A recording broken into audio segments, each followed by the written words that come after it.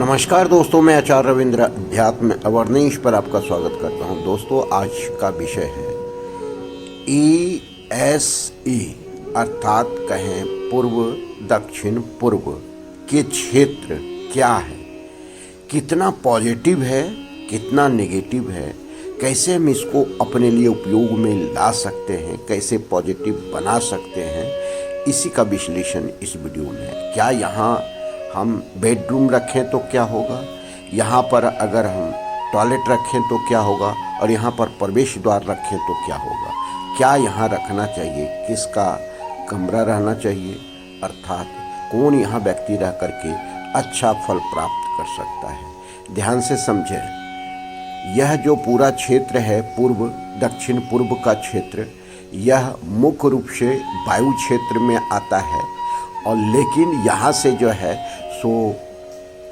South अर्थात दक्षिण का क्षेत्र भी प्रारंभ हो जाता है। यह जो है यह संधि काल है, अर्थात जैसे कहते हैं दिन और रात के बीच का जो समय है, संध्या का समय, संधि काल का समय, यहीं से ये भी यही है।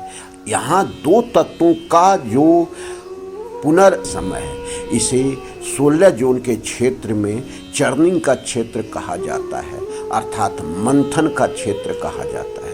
मंथन का मतलब आप समझ गए होंगे कि आप में किसी चीज़ में आप कुछ दृश्य नहीं देख रहे हैं, जैसे दूध में दिखता नहीं है कि इसमें घी है, लेकिन मंथन करके उससे घी निकाला जा सकता है। यह इसकी पॉजिटिव चीज़ है। पॉजिटिव चीज़ को समझने की कोशिश करें कि जो दिख नहीं रहा है, आप अपने चिंतन के द्वारा, अपने मंथन के द्वारा आप उससे वह चीज़ निकाल सकते हैं। इसी चीज़ को समझने की आवश्यकता है।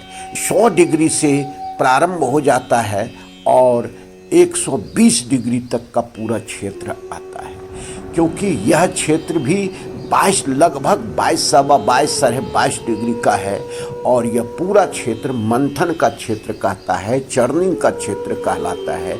इसमें कोई व्यक्ति अगर बैठता है, कार्य करता है, सोता है, कार्य करता है, या जितना देर रहता है वह उतना देर चिंतन में रहता है, मंथन में रहता है, क्या करें नहीं करें। लेकिन अगर प्रॉपर यहाँ बहुत समय तक कोई व्यक्ति रहता है तो वह ओवर मंथन में चला जाता है। ओवर मंथन का मतलब है कि बाल का खाल निकालना, मतलब है तर्क से कुतर्क में प्रवेश कर लेना, मतलब है कि वह इतना अधिक उसमें चिंतन करने लगना, सोचने लगना कि वह फिर डिप्रेशन की प्रक्रिया में प्रारंभ हो जाता है।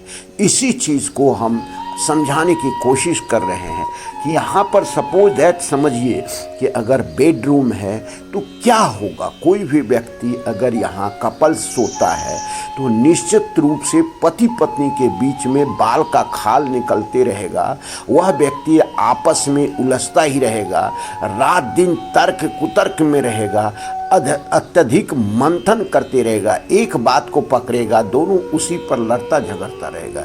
तो यहाँ पर कपल्स का अर्थात नवविवाहित जोड़े का आप यहाँ पर बेडरूम बनाने से बचें। अब हम आते हैं कि यहाँ पर बैठ करके कोई कार्य करता है तो भी वही स्थिति उत्पन्न होने वाला है।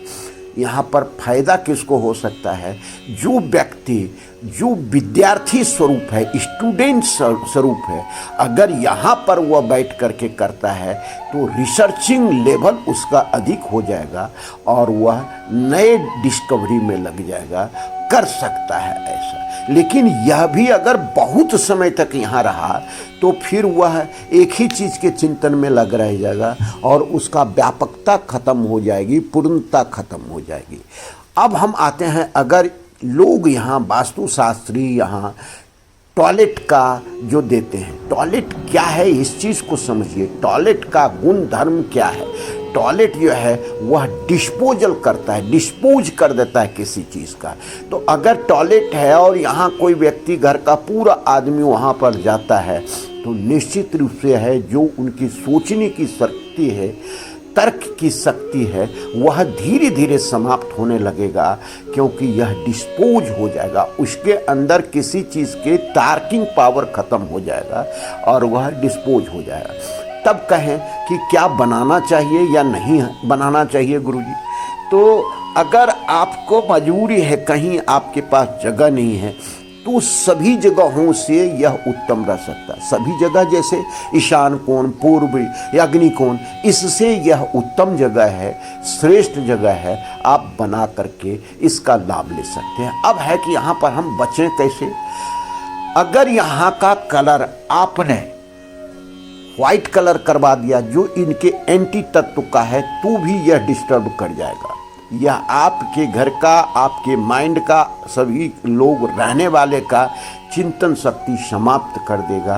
वह कुछ खोज जो करना चाहता है, तर्क करके किसी निर्णय पॉइंट पर पहुंचना चाहता है, वह उसका डिस्टर्ब हो जाएगा। यहाँ पर आप समझिए कि आप बारीकी से समझिएगा कि यहाँ से जो है सो अग्नि तत्व का प्रारंभ हो जाता है, सृजन हो जाता है। सृजन काल है, ये सृजन का समय है। जैसे हम कहते हैं रात्रि का सृजन काल क्या है, प्रारंभ काल क्या है, जो वह आपका संध्या का समय है, वही है। तो वही चीज यहाँ, तो इसका मतलब अग्नि कब होता है, अग्नि को डिस्टर्ब कौन करता है, जल तत्व करता है। अर्थात जैसे हम एक उदाहरण दें कि समान रूप से दो पत्थर आपको दिखता है और आप पत्थर को घर्षण करके उससे अग्नि पैदा कर सकते हैं, करते आया है, इतिहास गवाह है।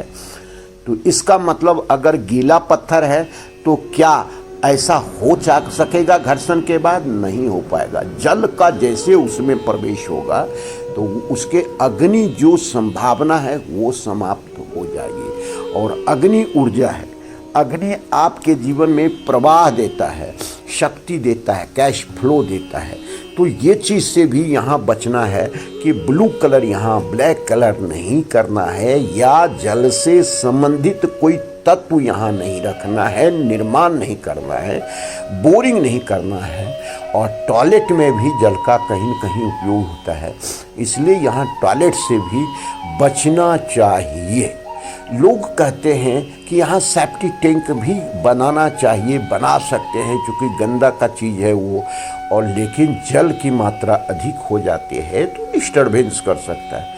हम बार बार कहते हैं जहाँ कहीं बनाने की संभावना नहीं हो तो यहाँ बना सकते हैं और इसका ट्रीटमेंट करके लाभ ले सकते हैं। जैसे हम एक उदाहरण स्वरूप चाहते हैं कि जो वहाँ पर एयर है वह प्रोड्यूस करता है अग्नि को, तो इसका मतलब अगर वुड अर्थात एयर अर्थात वनस्पति अर्थात लकड़ी, वुड, ये अगर जलाते हैं तो वो किस चीज़ में परिवर्तित हो जाता है, अग्नि में परिवर्तित हो जाता है।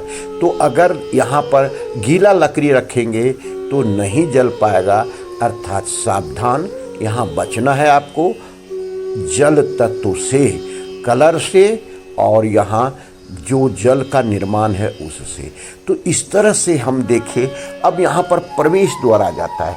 प्रवेश द्वार अगर इस क्षेत्र में आपका है तो वह आपके लिए उचित फलदायक नहीं होगा, क्योंकि यहाँ के जो देवता है अरेम्मा, और अम्मा की एनर्जी जो डेवलप करते हैं दो देवता में, वह देवता शुभ नहीं है।